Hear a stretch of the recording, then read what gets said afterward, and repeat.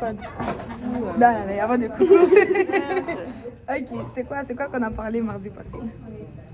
Adresse interrogatoire sur toi là. Yako. Le mardi, on a parlé du péché, mais comme la malédiction du serpent, mais la malédiction que Dieu a donnée à la femme, au serpent et à l'homme et tout. Et on a dit que l'homme, il n'y a pas de 50-50 là, c'est l'homme.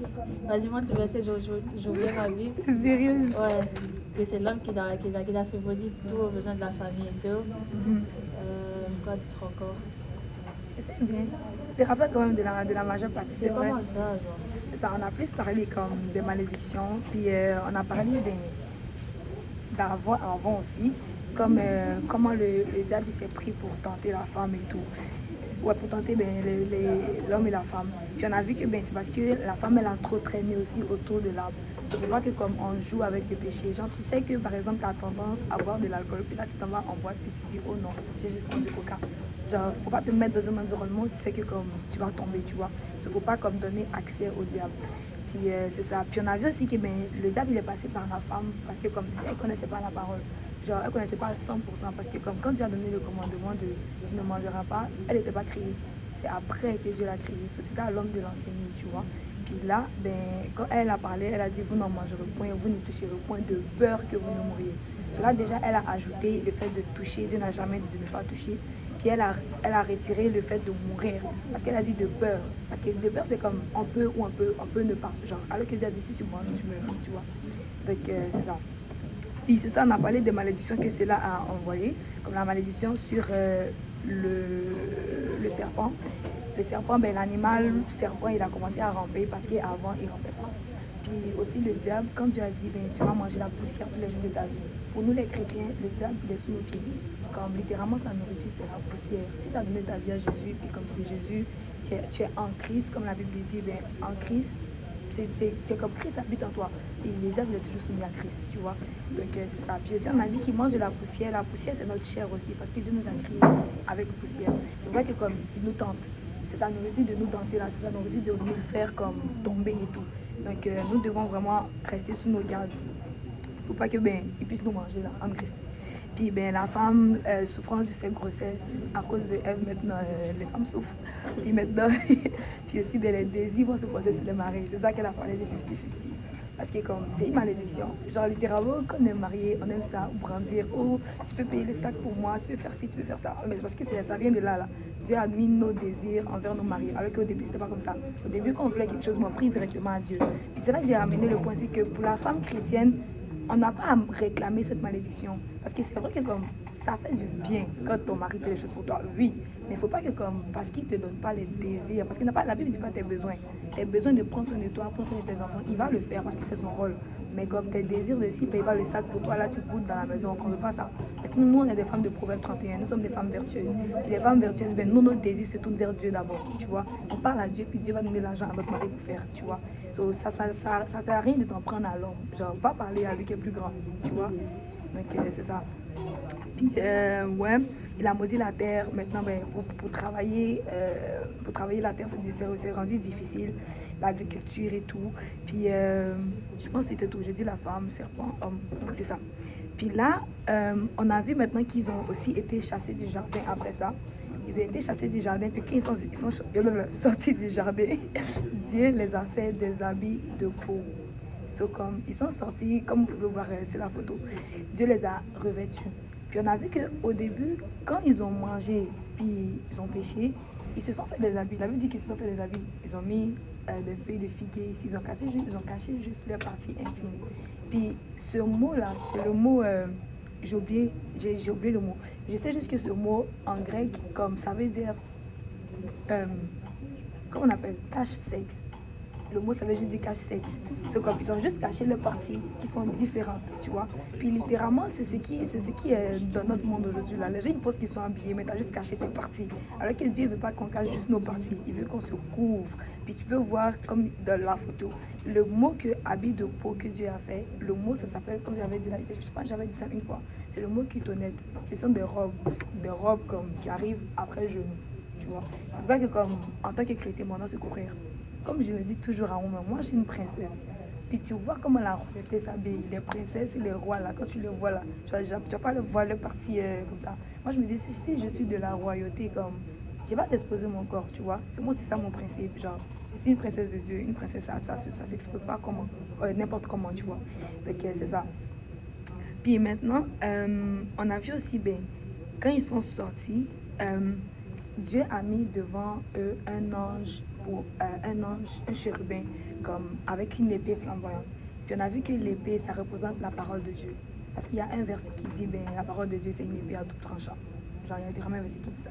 Donc, l'épée flamboyante, Dieu a mis l'épée comme pour garder le jardin. Puis on a vu que si on veut avoir de nouveau accès au jardin, là maintenant le jardin s'est rendu.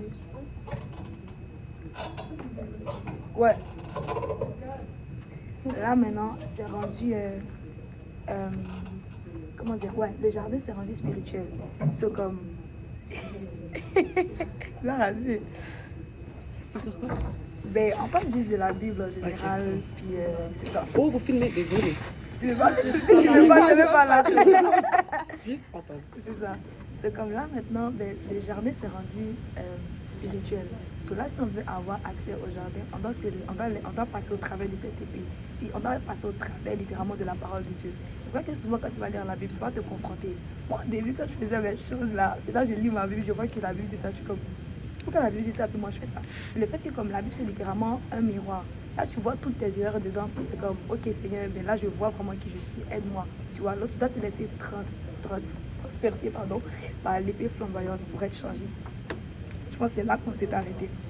Puis ben là, on va voir aujourd'hui, on va voir aujourd'hui comme la chute de l'homme. Ouais, c'est correct, c'est bon. C'est ça. On va voir aujourd'hui ben, la chute de l'homme quand ils sont sortis et tout. Puis, j'ai oublié de mentionner. Quand ils sont sortis du jardin, même dans la malédiction, quand Dieu a maudit la femme avec les souffrances de la grossesse et tout, il a dit, je mettrai au verset 15, Genèse 3, 15, comme je mettrai une inimitié entre toi et la femme, entre ta postérité et sa postérité. Celle-ci t'écrasera la tête et tu lui blesseras le talon. So, malgré que Dieu a puni l'humanité, il a puni Adam et Ève, il a quand même donné une promesse de rédemption. Ça montre comme la miséricorde de notre Dieu. Puis là, déjà, ce verset, ça parlait de la venue de Jésus. Quand il parle de la postérité de la femme, c'est Marie seule qui a été la seule femme qui a enfanté sans avoir une de semence. Tu vois, cela déjà, dès la fondation du monde, Dieu parlait déjà que Jésus va venir. Tu vois, vu que comme il savait déjà que nous avons péché, c'est comme il veut style rester avec nous, il a déjà comme promis à l'humain que je vais venir vous restaurer, je vais venir comme restaurer cette relation et tout. C'est quoi ça, mettre inimitié? Inimitié, c'est comme mettre conflit. Il parle au serpent. Quand il a maudit le serpent, il a dit entre ta postérité et la postérité de la femme, il y aura un conflit. Littéralement, entre Jésus et le diable, il y a un conflit. C'est juste ça. Ok, donc avant, il n'y en avait pas? Pas qu'il n'y en avait pas, mais c'est juste comme, je vais mettre comme un, comment dire? Une barrière? C'est ça, une barrière. Parce que comme, quand il a dit entre ta postérité et sa postérité, puis il a dit, celle-ci t'écrasera la tête. Genre la postérité de la femme, genre Jésus, j'allais venir, il va écraser la tête du serpent. Puis on a vu que ben, là maintenant le diable il est vaincu pour toujours là. C'est vrai qu'il travaille, mais comme Dieu l'a vaincu. Là en ce moment il travaille parce qu'il sait qu'il va en enfer. Là il essaie juste de ramener le plus de gens possible avec lui. C'est juste ça. Puis là maintenant comme Dieu l'a écrasé, Dieu l'a déjà maudit, comme Jésus l'a déjà vaincu pour toujours. Puis là quand ça dit tu lui blesseras le talon, ben le diable aussi là il a eu son moment de victoire. Quand Jésus est mort 3 jours, il pensait que comme c'était fini. C'est pour ça que comme on a mis Jésus sur la tombe 3 jours, bim bam, c'est fini. So là, il a juste blessé le talon de Jésus, lui il était victorieux. Mais quand Jésus est ressuscité, là, comme sa tête était écrasée pour toujours. C'est pour ça qu'en Christ, nous avons la victoire aussi. Puis tu vois, c'est pour ça qu'en Christ aussi, comme il y a un verset, j'ai trouvé le verset, il y a un verset qui dit le Seigneur va mettre les ennemis sous nos pieds. Tu vois, ça veut dire que Dieu l'a vaincu, mais c'est même pas lui qui écrase la tête, c'est nous, ses enfants. Tu vois, c'est comme quand tu deviens, en tout cas, c'est juste merveilleux les choses que tu sais. Quand tu deviens chrétien, j'aurais dit que comme Dieu se donne même pas la peine de battre le diable, parce qu'il sait qu'en toi, il a mis toute la puissance. Tu vois, donc c'est ça. Puis comme aussi, où que je voulais arriver, là, ils sont chassés du jardin, de la présence de Dieu et tout. So là maintenant au déluge, on voit comme Adam et Ève qui sont sortis. Là, maintenant, ben, Dieu les a maudits. Adam, il doit beaucoup travailler pour pouvoir subvenir aux besoins de la famille. Ève, maintenant, elle accouche, puis elle voit que comme la malédiction, c'est vraiment une malédiction. Parce que quand elle accouche Caïn, elle dit j'ai formé un homme avec l'aide de l'Éternel. On va lire Genèse 4 à partir du verset 1.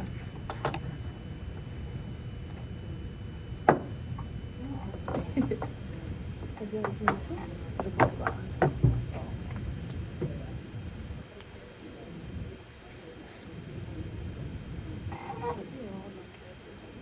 Toi aussi? Ah, ça, c'est vrai. Ok.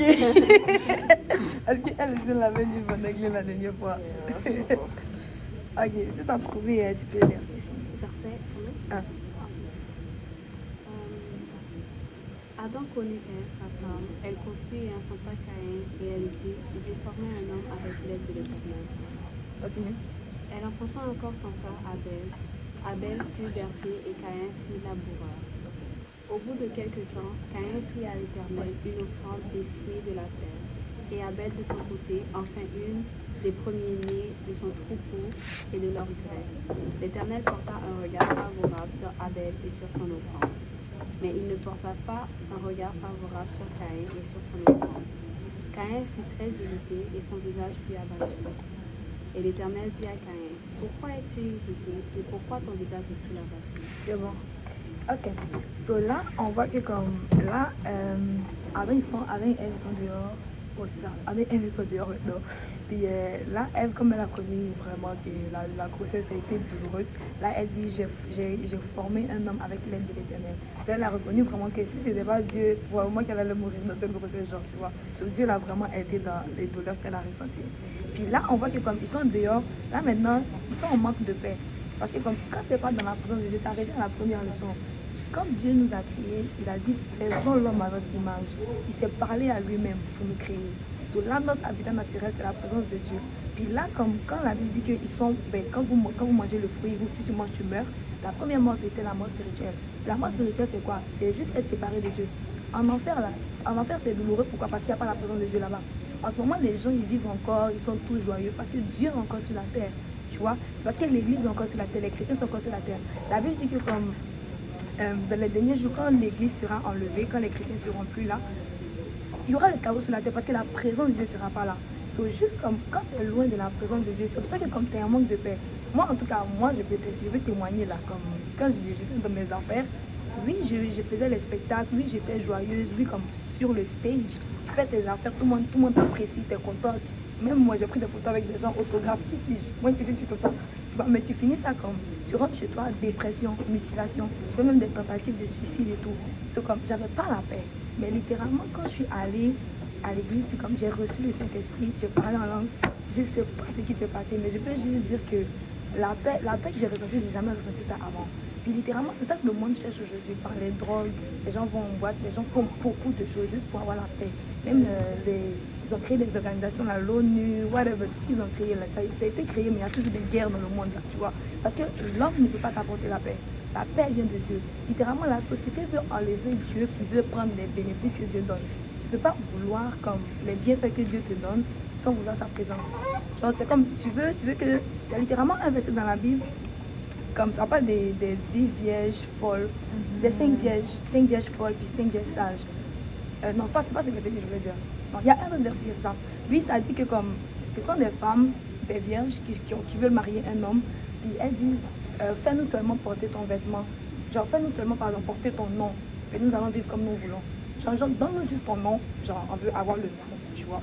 Là, pour avoir les avantages du nom. Mais genre, je vais juste vivre ma vie. Elle dit, je vais manger mon propre pain et je vais porter mes propres vêtements. Une personne dit, je vais faire ce que je veux, mais comme, donne-moi juste ton nom, tu vois. Littéralement, on ne peut pas faire ça. Tu ne peux pas vouloir que Dieu te donne la paix, te donne la tranquillité. Puis là, tu veux faire ta vie, genre, littéralement, tu vois. Donc, c'est ça. Puis là, ils étaient chassés de la présence de Dieu. Ils ont commencé à vivre leur propre vie, commencé à vraiment connaître les souffrances que la vie donne et tout. Puis là, maintenant, ils enfantent 2 enfants, Caïn et Abel. Ah, en tout cas. Ils enfantent Caïn et Abel. Puis on voit que comme Caïn et Abel, déjà, ils avaient des différences. Déjà dans leur travail. Comme on a vu, est-ce qu'on avait déjà vu ça? Ouais, c'est ça. Comme on a vu, Abel, il fit une offrande à Dieu avec un troupeau, Puis Caïn, il fait une offrande à Dieu avec des fruits. So là, déjà, on voit que comme Abel, lui, il est berger, c'est ça. C'est lui qui a le brebis et tout. Il avait un berger. Et Caïn, lui, il est laboureur. C'est ça. Abel fut berger, Caïn fut laboureur. So déjà, ils ont deux métiers différents. Mais même dans leurs métiers différents, on voit aussi qu'ils ont une différence, même spirituelle. Puis là, on va arriver là. Comment c'est qu'ils ont une différence même spirituelle? Déjà, pourquoi ils se sont levés pour aller faire une offrande à Dieu? Comme, ils ne se sont pas juste levés comme avant de faire une offrande à Dieu aujourd'hui. Certainement que leurs parents les ont enseigné qu'il faut offrir un sacrifice à Dieu. Parce que c'est juste ça, ils sont quittés. Peut-être que quand ils y sont sortis là, la seule histoire qu'ils pouvaient raconter à les enfants, c'est le jardin. Ils sont sortis, tout ce qu'ils m'ont raconté, on était dans le jardin, dans la présence de Dieu. Nanana. Ils vont juste parler du jardin parce que c'est juste ça qu'ils ont vécu avec Dieu. C'est certainement que leurs parents les ont enseigné qu'il faut faire une offrande à Dieu. Genre, c'est l'offrande qui est une adoration. Puis ça revient, on n'est pas arrivé là, mais dans Abraham, tu vois que le premier mot, la première fois où le mot adoration a été mentionné dans la Bible, c'est quand Abraham est parti donner donner Isaac en offrande. Quand il est parti sacrifier son fils, il a dit on s'en va adorer. So, l'adoration requiert un sacrifice. Je ne veux pas dire que tu adores Dieu si tu n'offres rien. Tu vois, tu dois payer un prix pour servir Dieu. Dieu nous donne tout, mais c'est littéral, juste quand tu aimes quelqu'un, hein, quand tu aimes quelqu'un, tu fais juste des efforts. Tu vois, je vois parce que comme une personne même qui veut juste rester comme c'est bon, il m'aime plus, juste tout. Quand tu aimes quelqu'un, toi aussi tu te donnes. C'est littéralement quand on est dans une relation avec Dieu, lui, il se donne à 100%. Il a donné sa vie pour nous, you know. So, il n'y a rien que comme on va offrir à Dieu qui sera trop, tu vois. Donc c'est ça. Là, ils sont venus adorer Dieu, en donner les sacrifices et tout. Puis là, on voit que comme le sacrifice de un est accepté, le sacrifice de l'autre est rejeté. D'après vous, pourquoi? Leur cœur.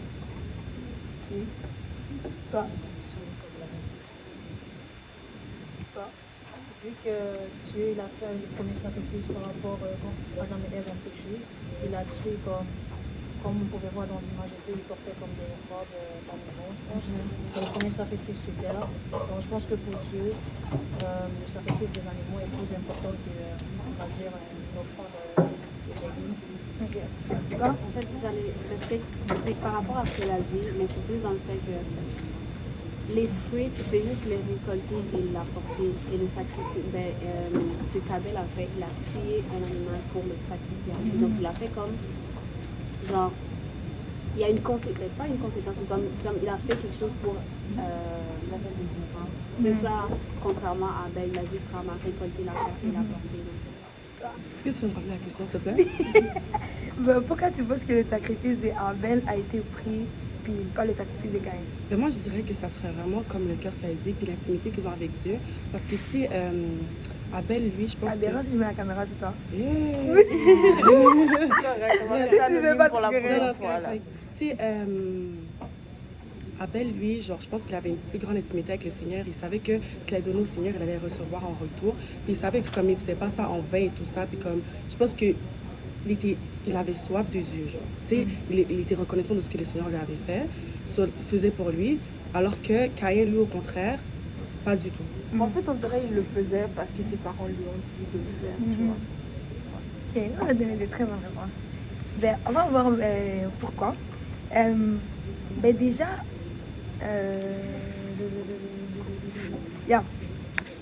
déjà, on voit que comme elle a mentionné, quand Dieu leur a fait des habits de peau, il les a chassés du jardin, il a tué un animal. Puis c'est la peau de l'animal qu'il a pour faire des habits. C'est juste ça qu'il pouvait faire. Genre, une logique. Il a tué un animal pour faire des habits de peau pour leur donner. So là, quand tu as tué un animal, il y a eu le sang qui est versé. C'est pourquoi qu'en tant que nous, la chrétienté, le sang de Jésus est important. On ne met pas l'accent sur le sang pour rien. La première chose que Dieu a fait pour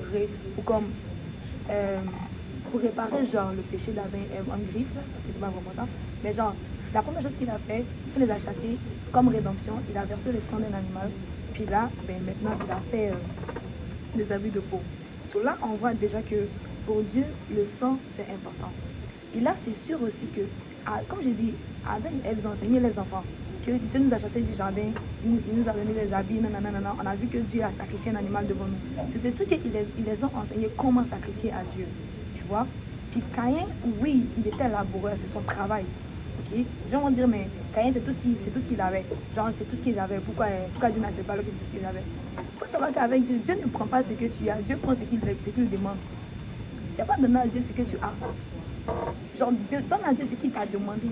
Ça, les gens, c'est ça le problème. Parce que comme, si moi, par exemple, en tout cas, juste prenons un couple, ta femme, tu sais qu'elle aime les fleurs rouges.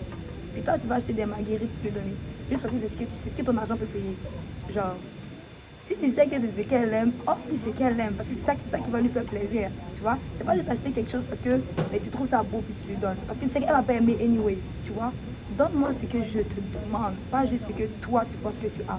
Puis même alors, ils vont me dire, mais pourquoi Caïn, il ne pouvait pas avoir non plus une brebis, là, genre, c'est pas son travail. C'est son frère. Abel, c'est son frère. Si je veux voir mon frère pour dire, donne-moi, je sais qu'on doit sacrifier à Dieu, donne-moi une brebis, je vais sacrifier à Dieu. Tu crois qu'Abel ne va pas donner? Je dirais aussi que comme... Qu'est-ce que je disais? J'ai oublié. Ok, je disais aussi que comme, c'est Dieu, il te donne pas ce que tu as besoin, mais ce qu'il sait que comme tu pourras en prendre soin, tu vois. Si le Seigneur, il savait déjà qu'il voulait recevoir des genres de sacrifices de Abel comme ça, alors il a fourni à Abel ce qu'il fallait. Genre, il savait très bien ce qui allait se passer. Sur moi, je me dis que comme, si Abel, il n'a pas fait ça, c'est parce que justement, ça revient encore à l'intimité, genre.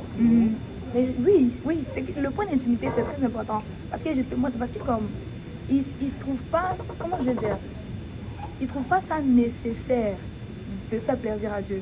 Justement, s'il était intime avec Dieu, puis s'il aimait vraiment Dieu, c'est comme sa relation avec Dieu comptait pour lui, il allait faire ce que Dieu demande justement, tu vois. Puis ça revient vraiment à ce que vous avez dit, le cœur.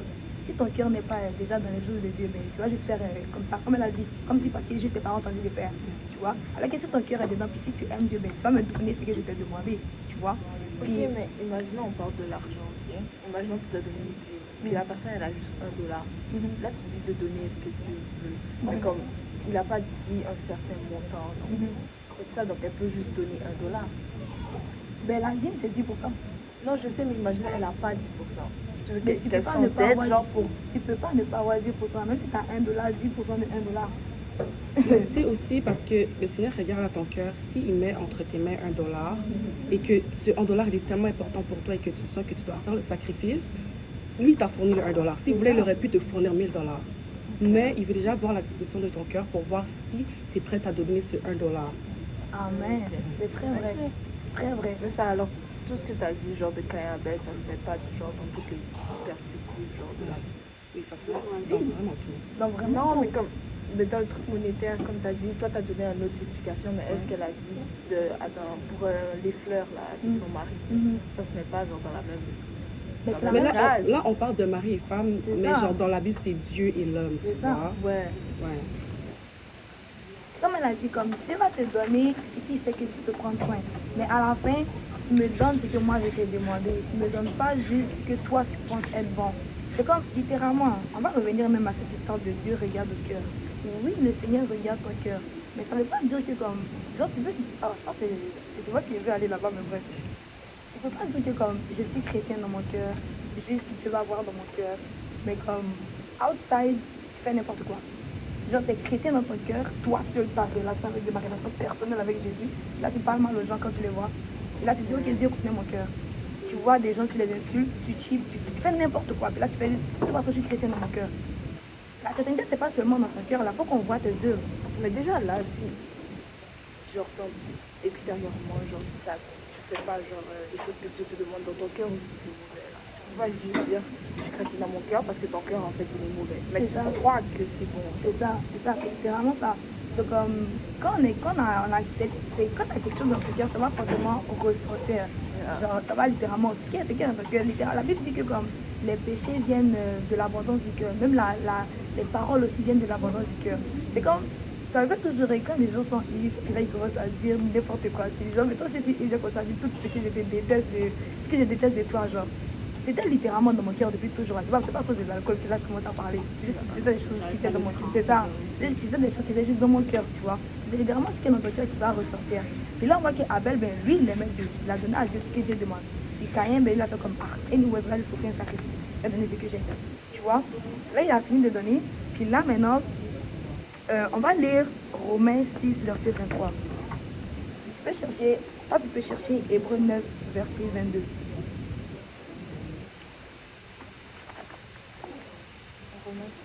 Ouais, verset 20.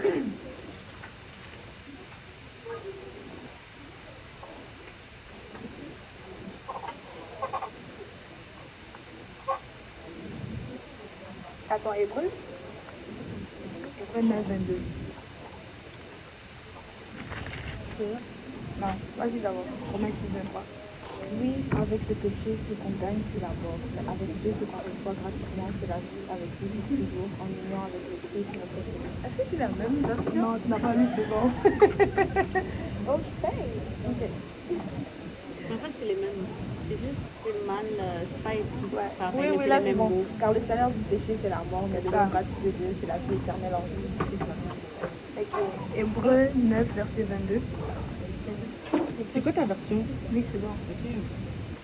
Et presque tout d'après la loi est purifié avec du sang, et sans fusion de sang, il n'y a pas de pardon.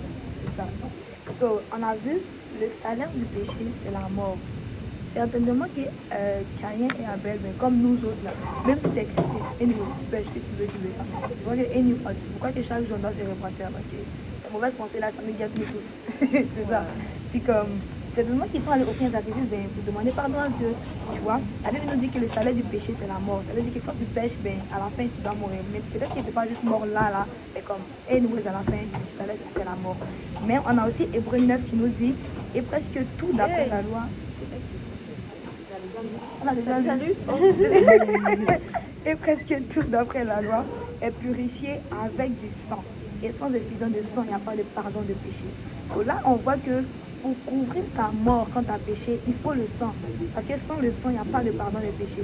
C'est vrai que comme c'est le sang de Jésus qui nous rachète en tant que chrétiens, c'est vrai que comme il a pris vraiment son temps pour se faire un corps, pour venir sur la terre, pour mourir, pour verser le sang, pour qu'il puisse montrer comme, ok, j'ai payé le prix, genre il y a le sang pour mes enfants.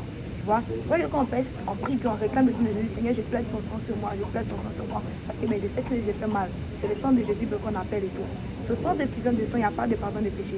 Cela, littéralement, pour le sacrifice ici, Dieu voulait que tu fasses, Dieu voulait que tu donnes le sang.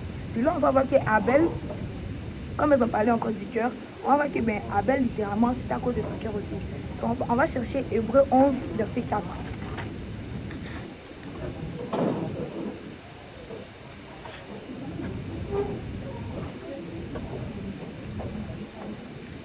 C'est par la foi qu'Abel offrit à Dieu un sacrifice plus excellent que celui de Caïn.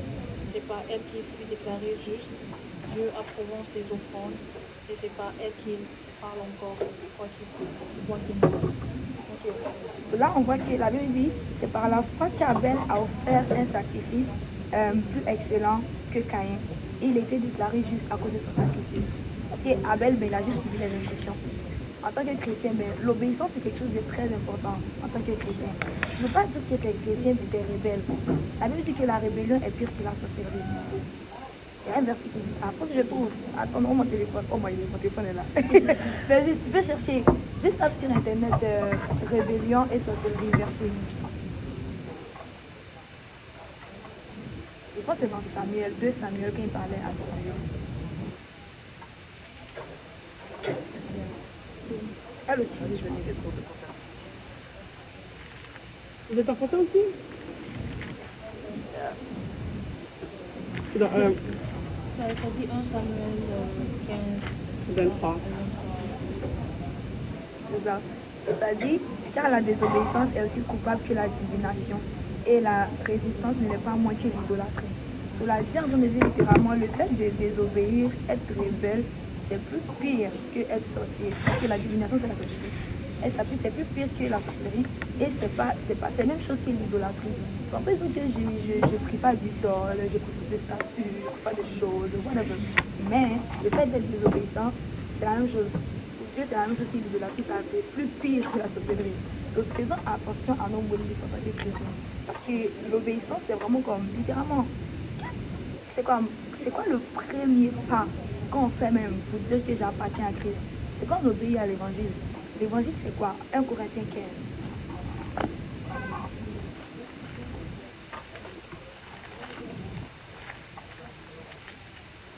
C'est quoi? Verset 1. Je vous rappelle, frère, l'évangile que je vous ai annoncé, que vous avez reçu dans laquelle vous avez persévéré. Continue. Et par lesquels vous êtes sauvés si vous le retenez tel que je l'ai annoncé, autrement vous aurez été content. Je vous ai enseigné avant tout, comme vous l'avez aussi reçu, que Christ est mort pour nos péchés, selon les Écritures. Il a été enseveli, il a ressuscité le troisième jour, selon les Écritures. So là, on voit que Paul explique c'est quoi l'évangile. Ben, l'évangile, c'est Christ est mort premièrement, il a été enseveli, il est ressuscité le troisième jour. C'est vrai que comme quand on va prêcher l'évangile aux gens, là, quand tu vas évangéliser, ben, tu parles de la mort de Jésus. Tu peux te parler de Jésus, Jésus il est mort pour toi, il a été enseveli, puis comme il est ressuscité. Le fait que Jésus soit mort et enseveli, c'est pas encore une bonne nouvelle. Parce que évangile, ça vient du grec évangélios, ça veut dire comme bonne nouvelle. C'est juste la bonne nouvelle. So, comme tu viens annoncer à quelqu'un une bonne nouvelle que comme parce que Jésus est mort, il était enseveli et il est ressuscité, mais tu as le salut, tu as la vie éternelle. Tu vois, c'est ça que comme on va faire quand on parle aux gens de Jésus et tout. So, comme maintenant nous, l'évangile ça s'arrête pas là. T'as déjà comme ben t'entends c'est quoi l'évangile. Là tu sais pas l'évangile, la mort, l'ensevelissement et la résurrection de Christ. Maintenant comment toi tu obéis à l'évangile? C'est juste le fait de savoir que Christ est mort, c'est bien.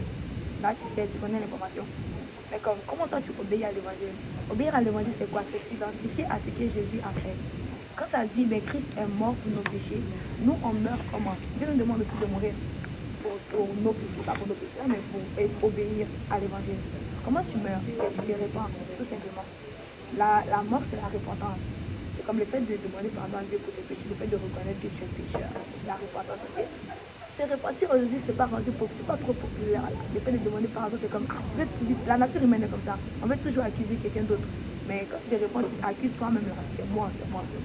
Là, tu viens devant Dieu pour dire, Seigneur, pardon, puis tu parles à ton Dieu à cœur ouvert. Il a été enseveli. On est enseveli comment? On est enseveli dans les eaux du baptême. On va aller dans Acte 2, 38.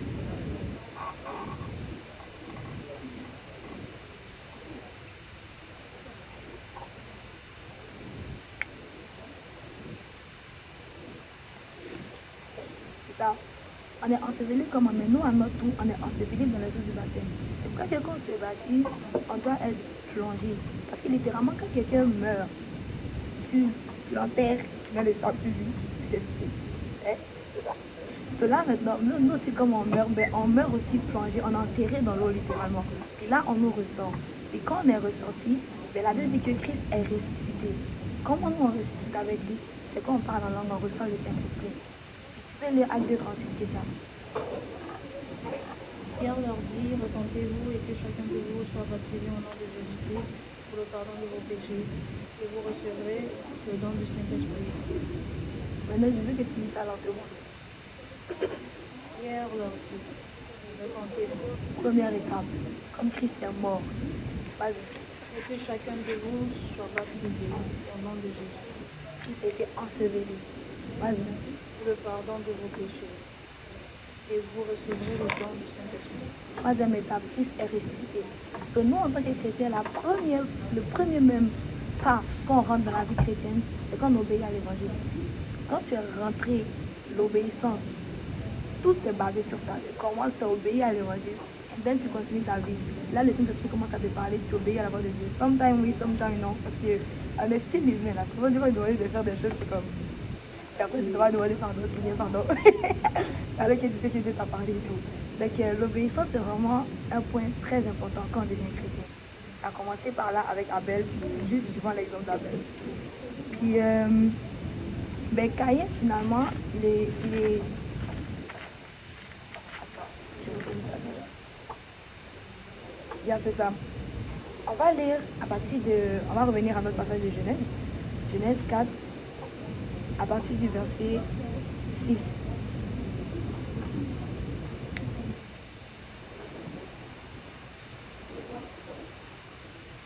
On va lire un verset. Comment ça tient? L'Éternel dit à l'Éternel, comment es-tu quand ton visage est-il abattu? Vas-y.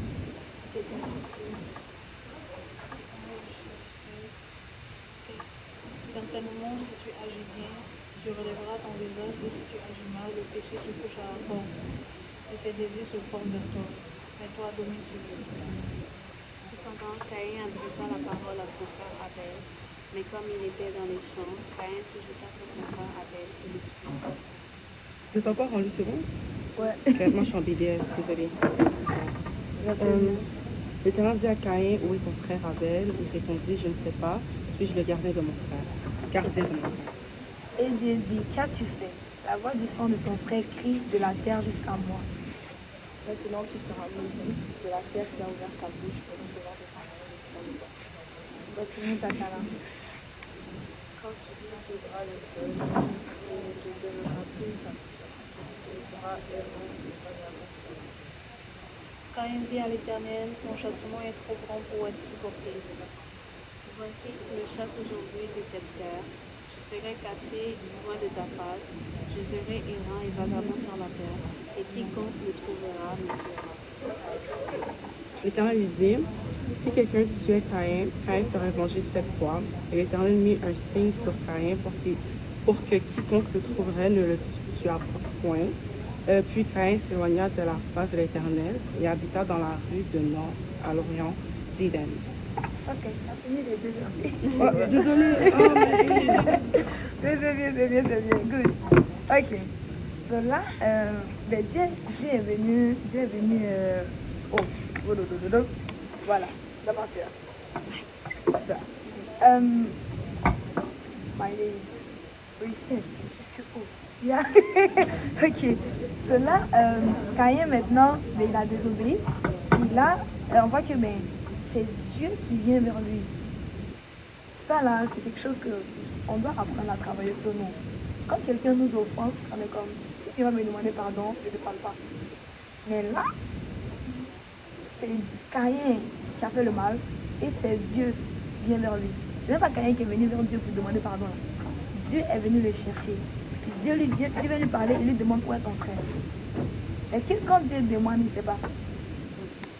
Il voulait qu'il me confesse. C'est ça. C'est comme Dieu est venu vers lui pour demander où est ton frère. Et que Dieu lui donne encore une chance de se repentir. Là, il parle mal à Dieu. Le gars le plus audacieux du monde. Je pense que les amis, Oui, ma oui. Tu vas où? Ah, ok. On a un cours bientôt là maintenant. Le gars le plus audacieux du monde. Suis-je le gardien de mon frère? Avec attitude, je suis sûre. Je suis sûre qu'il a mis l'attitude. Il est très audacieux, ce gars. Puis là, malgré qu'on a mal parlé à Dieu, Dieu prend son temps encore. Qu'as-tu fait? Et là, il parle. Là, même quand Dieu a fini de parler, il aurait-il pu demander pardon? Seigneur, oui, je reconnais, tu viens de dire. Il n'a pas demandé pardon. Là, Dieu le maudit, puis il dit, mon châtiment est trop grand pour être supporté. Là, tu as l'impression que comme, ah, mon châtiment est grand. Genre comme si c'est répand. Mais là, on voit qu'il dit, voici, tu me chasses de cette terre, je serai caché loin de ta face, je serai terrain et vagabond, et qui comme me trouvera me tuera. Là, tu vois ses vrais motifs. C'est pas qu'il se sentait coupable. C'est juste comme, il sait que comme là, il a tué quelqu'un, si quelqu'un l'attrape, ils vont le tuer aussi. Il sait que comme si ses parents l'attrapent, là, tu as tué ton frère, ils vont te tuer aussi. C'est juste ça, c'est ça. Non, mais c'est comme, il avait peur, genre, tu vois. Mais c'est juste comme ses motifs à lui. C'est juste ce qui le concerne. Oh, moi, j'ai pas envie de mourir, you know. C'est pas qu'il voulait tant se rapprocher de Dieu. Et même à là, tu vois encore la miséricorde de Dieu. Dieu lui dit, si on tue Caïn, Caïn serait vengé 7 fois. La plupart des gens vont dire, mais pourquoi Dieu lui a permis ça? Sometimes Dieu nous donne ce qu'on demande.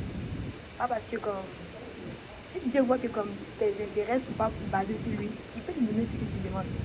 Il y a des gens qui vont insister sur Seigneur, donne-moi l'argent. Tu vas prier tellement fort. Le Seigneur va te donner ce que tu demandes, mais ça va te détruire. Parce que Dieu de base, souvent quand il nous dit non, c'est parce que c'est notre Père. Un père ne peut pas te laisser aller dans le feu, il te regarde aller dans le feu comme ça. Quand il te dit va pas là-bas, c'est parce qu'il t'aime. Mais là, si tu as tellement insisté, il est comme comment ça va ma main dans ton affaire. Et là, quand Dieu littéralement enlève sa main dans ton affaire, ben, tout ce qui va s'en suivre, c'est la destruction. Là, on va lire après, pas aujourd'hui, là, mais comme la lignée des Caïns. Tu vois que c'est des Caïns que toutes littéralement les mauvaises choses littéralement les mauvaises choses d'aujourd'hui, ça vient de la génération des Caïns. Comme le fait que comme les gens ont commencé à créer des armes à feu, tout ça, c'est la génération des Caïns. C'est là que ça a commencé. C'est lui qui a commencé à envoyer toutes les choses de destruction, toutes les choses de, les choses mal que Dieu veut pas et tout. Puis là, on voit que ben, Dieu l'a chassé de la terre. Là, il l'a envoyé dans une partie là-bas à l'Orient, ça dit la terre de Nod à l'Orient d'Éden. Et il s'est retrouvé maintenant tout seul dans la solitude, sans la présence de Dieu. Jusqu'à temps qu'il fonde sa famille. Ok, mais comment quoi? a-t-il fondé sa famille? La la question. Je sais que, genre, je pense Adam et Ève, ils ont sûrement eu une fille, cette fille-là qui allait avec lui. Mais pour elle n'a pas décidé d'aller avec lui. Mais qui t'a dit qu'elle n'a pas décidé? Pourquoi ça ne dit pas alors? Mais la Bible dit pas tout. La Bible dit tout, mais c'est juste qu'il n'y a pas toujours tous les détails. C'est ça, la Bible ne dit pas tous les détails là. Comme... Si ça devait nous les détails, on n'aura pas ça là. Oui, tu vas même pas finir de lire. Jamais savoir, parce que je sais qu'il y a des gens qui disent que c'est une de ses sœurs qui est venue avec. C'est sûr, c'est nécessaire parce que c'était Dieu a juste créé Adam et Ève. C'est eux qui ont fait les enfants, là. Parce que était là. Non, mais comme aujourd'hui, c'est 2, 3. Mais parce qu'il faut comprendre, eux, ils vivaient plus longtemps que nous. Ouais, c'est vrai. Donc ça avait plus de temps. Ils auraient pu. Ouais, ils vivaient vraiment longtemps. En plus, c'était laissé l'activité là. Ils n'avaient pas internet. Ouais.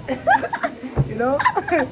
En tout cas, donc, la Bible, je pense qu'il y a un article qui dit que le nombre d'enfants qu'ils ont fait était 150 ou 140. Adam et Ève? Ouais.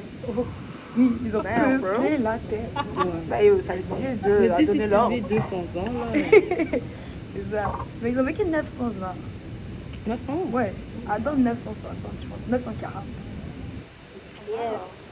Elle, je sais pas. Mec, ah non, pas que je sais plus.